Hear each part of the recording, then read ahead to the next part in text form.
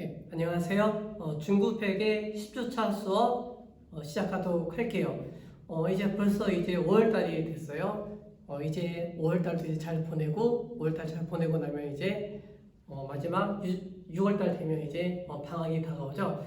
조금만 더 힘내서 열심히 했었으면 좋겠습니다. 네. 이제 오늘 공부할 내용은요, 리스 회계에 대해서 공부하도록 할게요. 리스 회계. 리스라고 하는 것은 빌리는 것을 말하는 거죠. 빌리는 거. 빌린 다음에 그 빌린 거에 대해서 수수료, 대가로서 사용료를 내는 것. 이것이 리스 회계가 되는 것이죠. 그래서 리스 회계에 대해서 오늘 자세하게 공부하도록 할게요. 그래서 제일 처음에 리스에 대한 개념에 대해서 공부할 거고요. 두 번째 리스의 분류, 그 다음에 세 번째 용어 정리, 그 다음에 네 번째 금융 리스, 이렇게 하나씩 진행해 나가도록 할게요.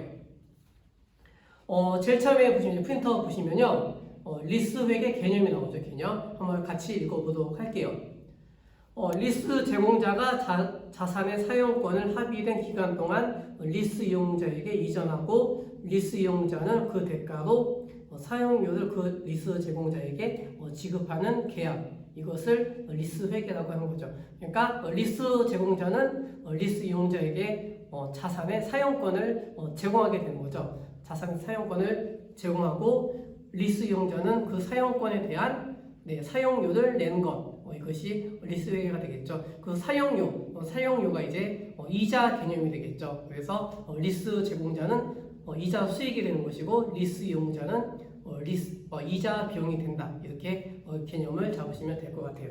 그래서 보시면 이제 리스 제공자와 리스 이용자가 있죠. 그래서 갑이라는 회사가 있고, 그 다음에 을이라는 회사가 있어요.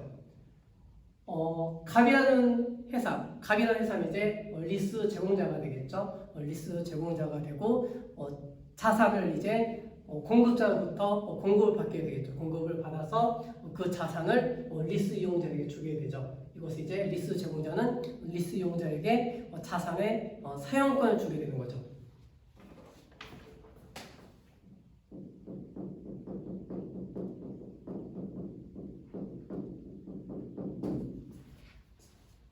사용권을 주죠. 그래서 이제 을 같은 경우는 이제 그 자산을 사용하고 그 사용료를 제공하게 되는 거죠. 그것이 대가가 되겠죠.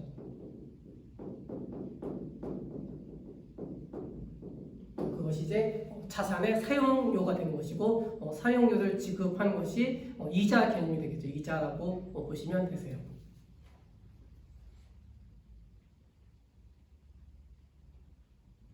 그래서 이제 갑이 그 자산의 법률상 소유권을 가지게 되겠죠.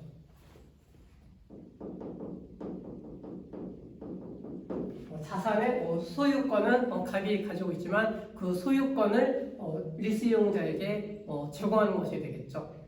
법률상 소유권은 갑에게 있다. 이렇게 개념을 잡으시면 되세요.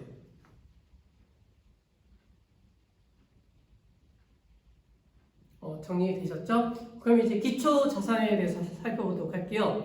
기초 자산은요, 리스 제공자가 리스 이용자에게 자산의 사용권을 제공하는 리스의 대상이 되는 자산, 이것을 기초 자산이라고 하죠. 기초 자산이 이 자산이 사용되겠죠. 이 자산은 예를 들면 고가의 제품이 되겠죠. 고가의 제품.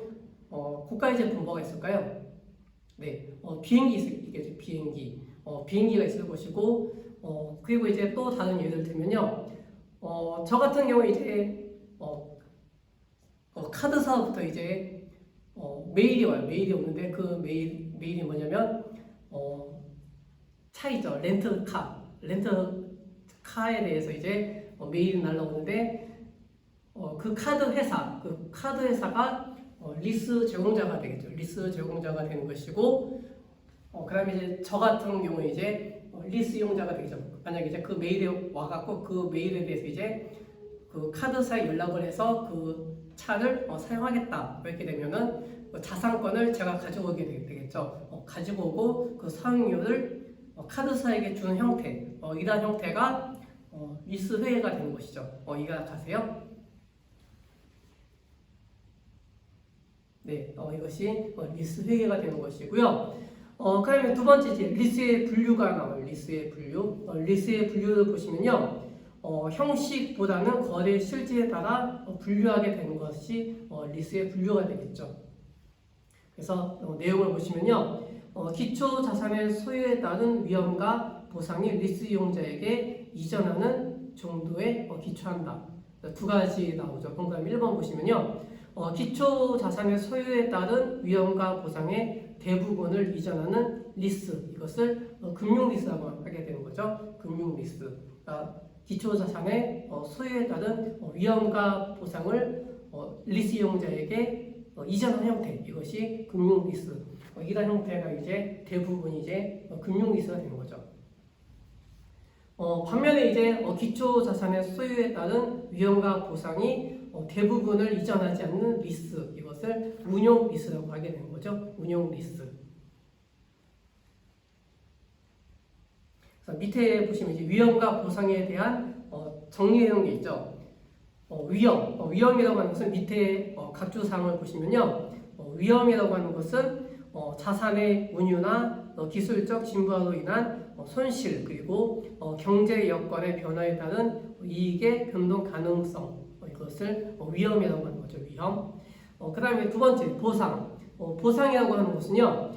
자산의 경제적 내용 요소 동안 수익성 있는 운용에 대한 기대라든지, 그리고 가치 증대, 그리고 잔존 가치의 실현에서 발생하는 이익 등에 대한 기대, 이것을 보상이라고 하게 되는 거죠. 그러니까 위험과 보상에 대한 기초 개념을 알고 계셔야 되겠죠. 정리되셨죠? 그래서 이제 오늘 공부하는 중요한 내용, 리스의 분류, 5가지 요건이 있죠. 5가지 요건에 대해서 정리하면요. 첫 번째, 소유권 이전 약정 기준이 있죠. 소유권 이전 약정 기준. 그러니까 소유권 이전을 리스 제공자가 리스 이용자에게 소유권 이전하게 되겠죠. 그러한 약정을 한다.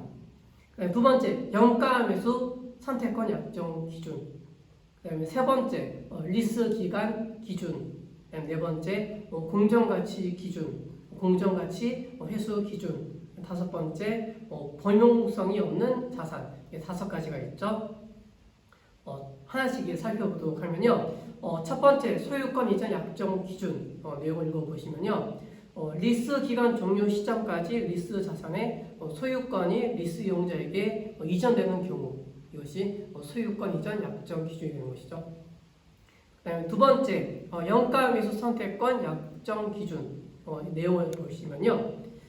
리스 이용자가 선택권을 행사할 수 있는 시점에 공정 가치보다 충분하게 낮을 것으로 예상되는 가격으로 리스 자산을 매수할 수 있는 선택권을 가지고 있으며, 그 선택권을 행사할 것이 리스 약정이 현재 거의 확실한 경우, 거의 확실하거나 상당히 확실한 경우, 이때에는 리스로 분류하게 되는 거죠. 금융 리스로 분류하게 됩니다. 그 다음에 이제 세 번째, 이제 리스 기간 기준 나오죠. 리스 기간 기준. 리스 기간 기준을 보시면요. 리스 자산의 소유권이 이전되지 않더라도 리스 기간이 리스 자산의 경제적 내용 요소의 상당 부분을 차지하는 경우, 이때는 이제 리스 기간을 금융 리스로 보게 되는 거죠. 그래서 가로 안에 내용을 보시면요. 리스 기간이 경제적 내용 요소의 75% 이상. 리스 기간이 경제적 내용 요소. 나중에 이제 내용 설명할 때 보시겠지만, 경제적 내용 요소는 우리가 유형 자산에 대해서 공부했었죠. 유형 자산. 유형 자산의 감가상각 대상 요소였죠. 감가상각 대상 요소가 되는데, 그 내용 요소가 여기에서는 두 가지로 구분할 수가 있어요. 첫 번째는 경제적 내용 요소, 그 다음에 일반적인 내용 요소, 이렇게 구분하게 되는데, 이것에 대해서 나중에 자세하게 공부하도록 할게요. 용어 정리할 때 정리할게요. 그것이 이제 75% 이상이 된다. 그러니까 이것이 4분의 3, 그러니까 경제적 내용 요소가 4년, 그 다음에 리스 기간이 3년이 되면 이것이 이제 75%가 되겠죠. 75% 이상이 되면은 그것은 금융 리스로 분류하게 된다라고 볼 수가 있겠죠.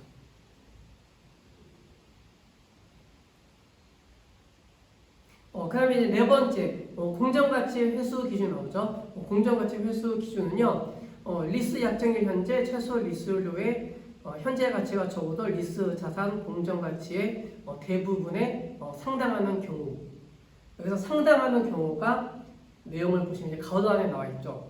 최소 리스료 현재 가치가 리스 자산 공정가치의 90% 이상이 되면은 금융 리스로 분류하게 된다. 이렇게 정리할 수가 있겠죠. 그 다음에 다섯 번째, 범용성이 없는 자산. 여기서 이제 범용성이라고 하는 것은 누구나 사용할 수 있는 것이 되겠죠. 누구나 사용할 수 있을 것인데 범용성이 없는 자산, 범용성이 없는 자산이라고 하는 것은 누구나 쓸 수 없는 자산이라고 볼 수가 있겠죠. 그러니까 리스 이용자만 쓸 수가 있다라고 볼 수가 있겠죠. 그래서 내용을 보시면 리스 이용자만, 그러니까 리스 이용자만이 사용할 수 있는 거죠. 리스 이용자만이 중요한 변경 없이 사용할 수 있는 특수한 성격을 가지는 것. 이렇게 되면 금융 리스로 분류하게 된다. 이렇게 정리하시면 되겠죠. 그래서 이 리스의 분류 이 다섯 가지를 서술할 수가 있어야 되겠죠. 그러니까 서술하는 연습을 한번 해보세요.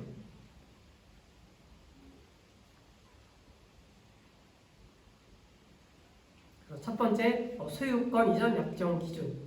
그거에 대해서 조금씩 덧붙여서 쓰시면 되겠죠. 그 다음에 두 번째, 영가 및 선택권의 회수 기준. 이거에 대해서도 설명하셔야 되고, 그 다음에 세 번째, 리스 기간 기준. 여기서 중요한 것은 75% 이상이 돼야 되겠죠. 75% 이상에다가 체크해 두세요.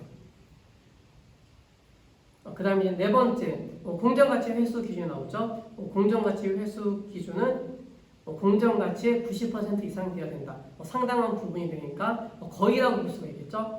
그러니까 이것이 90% 이상, 그래서 90%에다가 체크해 두세요.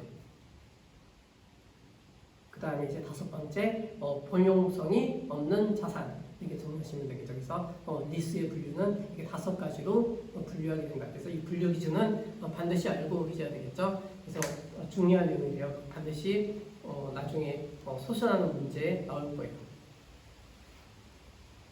정리되셨죠?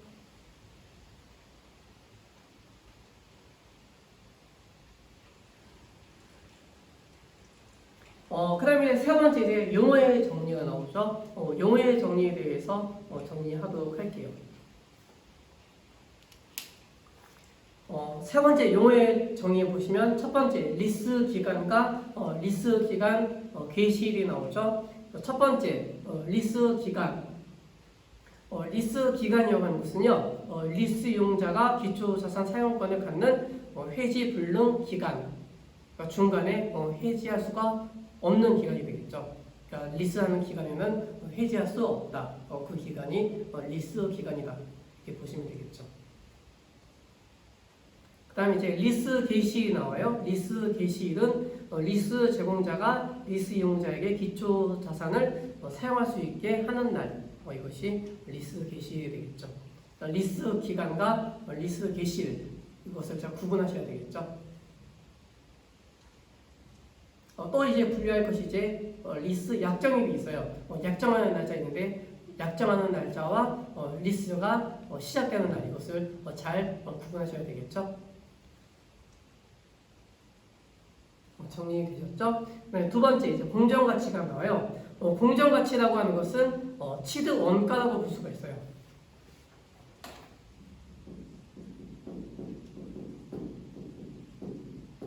공정가치 옆에 취득 원가라고 메모해 두세요.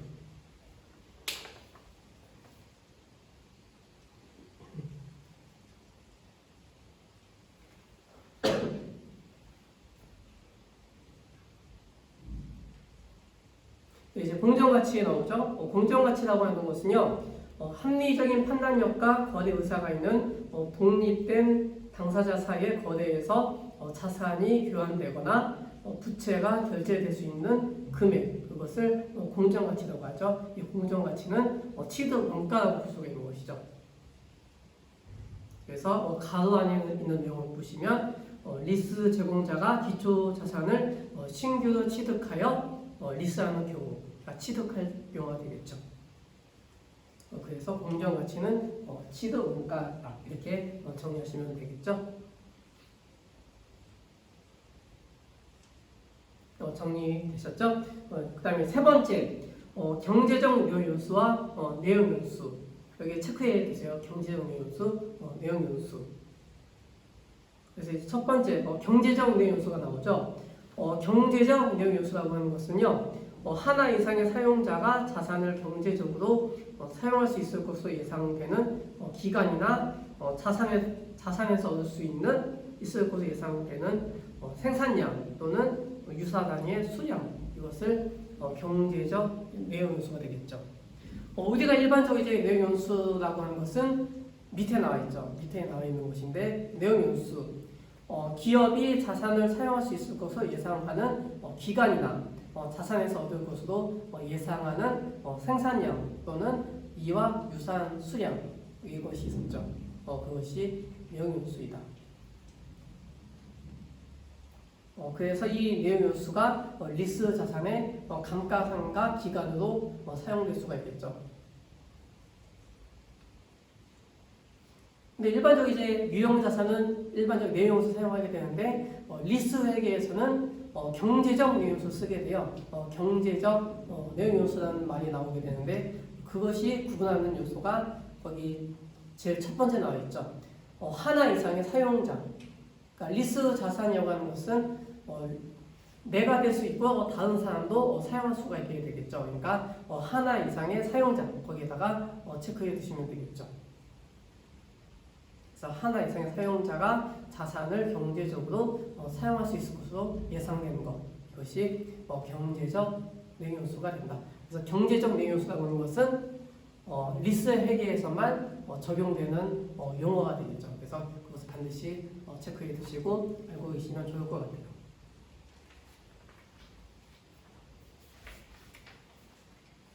정리되셨죠? 그 다음에 이제 그 다음 페이지 보세요. 이 페이지 보시면 리스료.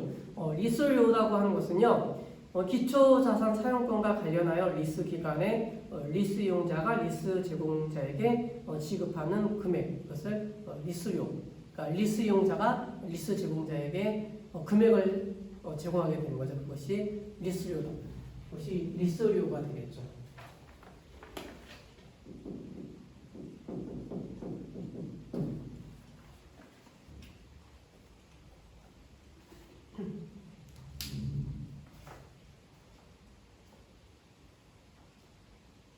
그래서 이 다음 리스료에는 고정 리스료가 있죠. 첫 번째 고정 리스료, 두 번째 치수나 요율에 따라 달라지는 변동 리스료, 그다음에 세 번째 리스 이용자가 매수 선택권을 행사할 것이 상당히 확실한 경우 그 매수 선택권의 행사 가격, 그다음에 네 번째 리스 기간이 리스 이용자의 종료 선택권 행사를 반영하는 경우, 그 리스를 종료하기 위해서 부담하는 금액, 그런 것들이 리스료가 되는 것이죠.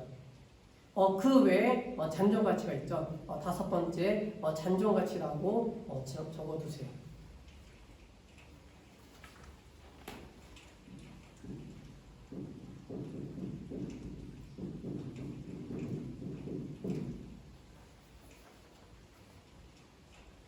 정리되셨죠? 그래서 이제 다섯 번째 보시면 잔존가치의 보증이 나오죠. 그것이 잔존가치가 되겠죠. 그래서 여기에는 용어가 이제 두 가지 용어가 나오죠. 우리가 유형자산 공부할 때도 잔존가치라는 용어에 대해서 정리했었죠.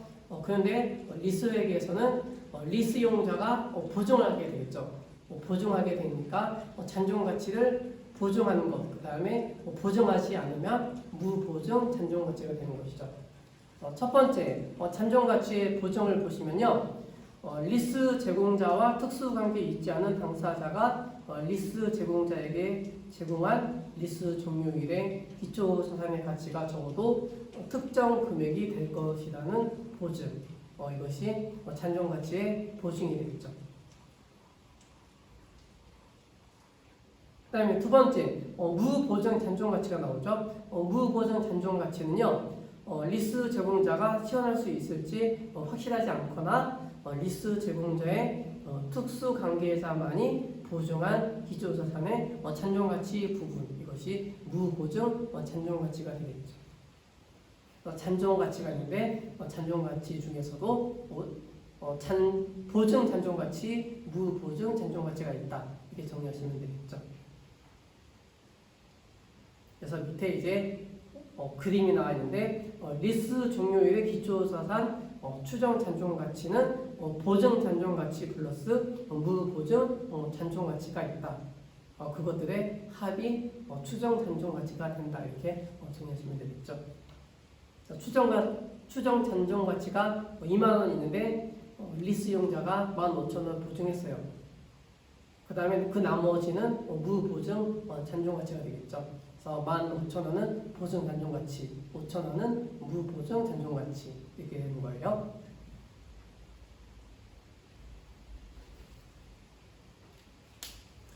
그 다음에 여섯 번째, 리스 개설 직접 원가가 나오죠.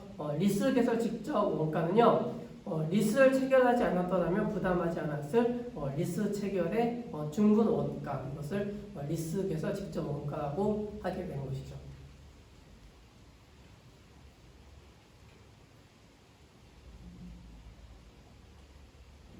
그 다음에 이제 일곱 번째, 내재 이자율 나오죠. 내재 이자율.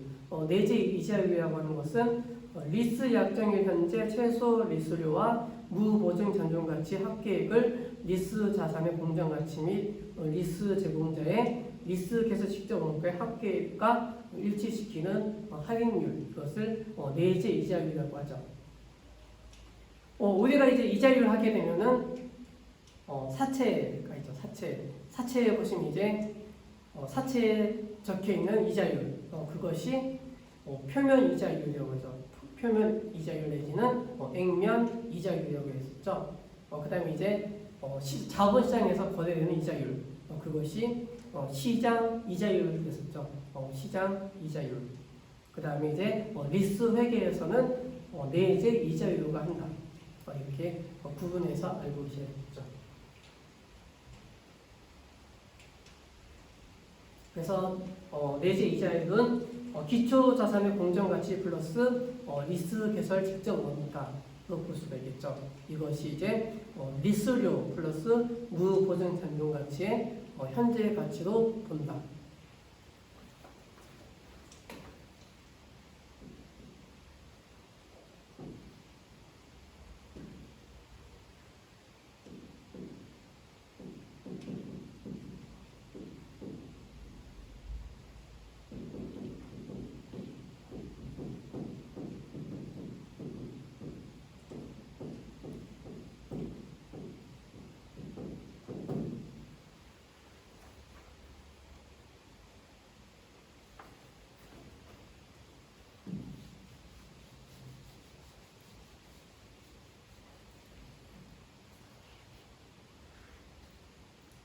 이 표를 그리고요. 리스료를 이제 매년 만에 받게 되겠죠. 리스료를 매년 만에 받게 돼요.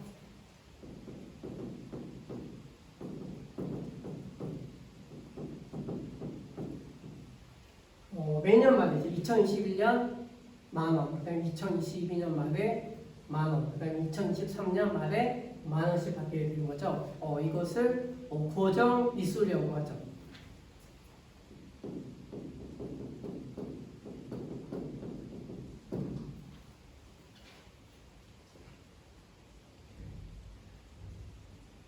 그 다음에 이제 유형자산 같은 경우에는 추정 잔존가치가 있죠.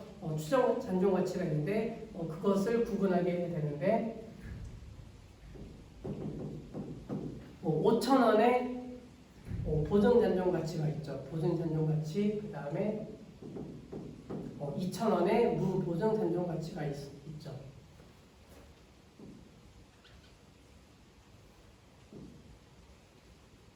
이것들의 합, 이것들의 합을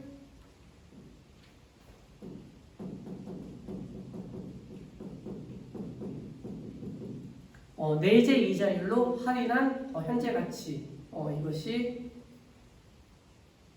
내재 이자율이 되는 것이죠.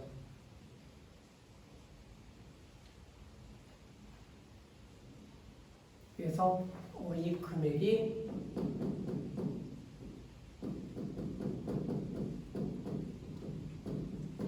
리스 순투자 금액이 되겠죠. 그래서 그 다음 내용 8번 보시면 리스 총투자와 리스 순투자가 나오는데 밑에 리스 순투자가 나오죠. 리스 순투자라고 하는 것은 리스 총투자를 내재 이자율로 할인한 금액.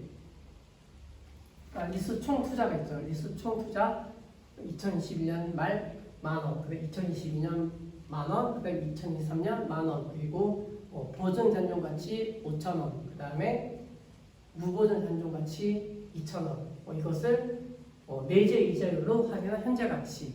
이것이 리스 순 투자되는 금액이 되겠죠.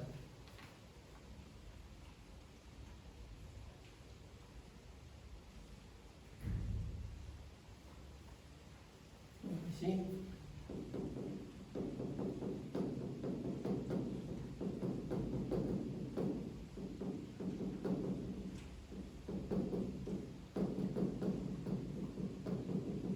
이렇게 구분되죠. 10,000원은 보증수요, 그 다음에 5,000원은 보증 잔존 가치, 그 다음에 2,000원은 무보증 잔존 가치가 된다. 이것들의 합, 그 단순히 이것을 다 합하는 것이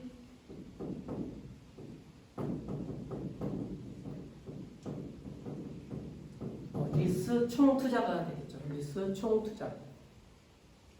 그래서 리스 총투자 내용을 보시면 리스료와 무보증 잔존 가치의 합계, 단순한 합계를 하게 되면은 그것이 리스 총투자 금액이 된다고 볼 수가 있겠죠.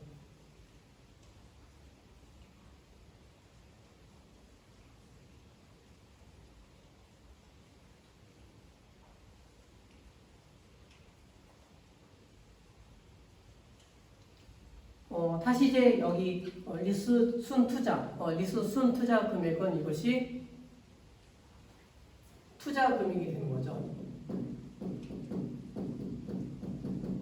투자 금액이 되는 것이고, 이 투자 금액은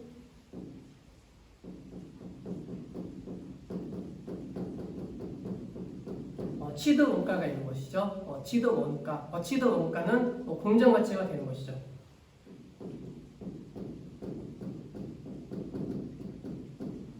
취득 원가 플러스 리스 개설 직접 원가가 있었죠.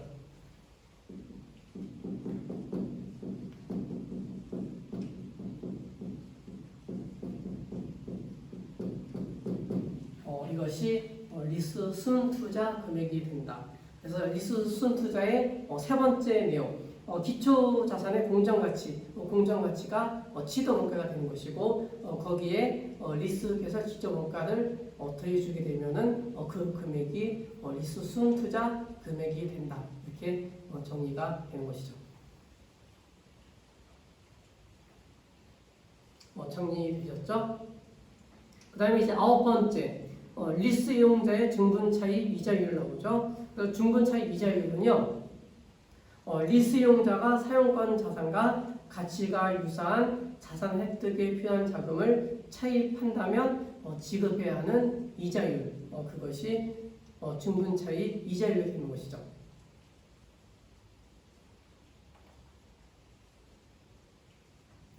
정리되셨죠? 그 다음에 이제 리스 제공자 입장, 그 다음에 리스 이용자 입장이 나오고 있죠. 리스 제공자는 나중에 이제 받을 권리가 생기는 거죠. 자산 사용권을 줌으로써 나중에 그 대가를 받을 권리가 생기게 되는 거죠. 권리, 그러니까 리스 채권이 생기게 되는 거죠. 리스 제공자는 리스 채권이 생기게 된다. 그래서 리스 채권은 리스 순투자 금액이 된다. 그래서 리스 순투자 금액은 리스의 내재 이자율을 사용해서 측정하게 됩니다. 그래서 그 식을 계산하게 되면은 밑에 두 번째 보시면 리스료 플러스 무보증 잔존 가치의 현재 가치가 된다. 그러니까 이 총합의 내재 이자율로 할인한 현재 가치가 되는 것이죠. 그것이 리스 순투자 금액이 된다. 그 다음에 이제 두 번째는 기초 자산의 공정가치 플러스 리스 개설 직접 원가가 된다. 그 다음에 세 번째, 신규 취득 기초 자산의 취득 금액 플러스 리스 개설 직접 원가. 이것이 리스 채권이 되는 것이죠. 반면에 이제 리스 이용자. 리스 이용자는 자산을 사용함으로써 갚아야 하는 의무가 생겼죠. 사용하는 대가를 지급해야 하는 의무가 생겼죠. 그러니까 이것은 리스 부채가 되는 거죠. 리스 부채. 리스 부채를 보시면요.